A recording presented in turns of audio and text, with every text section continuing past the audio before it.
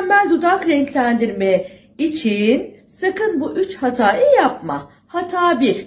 Pigment seçimi kaosu. Teninize ve dudak alt tonunuza uymayan pigment seçmek dudaklarınıza soğuk gri ve mor görünümüne neden olan en büyük tuzaktır. Hata 2. Tekniği önemsememek. Dudak volümüne ve anatomisine uygun olmayan kaba hatlarla çalışmak asla doğal görünmeyecek bir sonuç yaratır. Hata 3.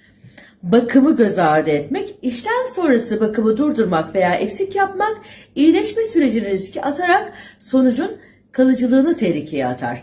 Best Point Beauty farkıyla kanıtlanmış tekniklerimizle sizin için en doğru rengi adım adım belirliyoruz.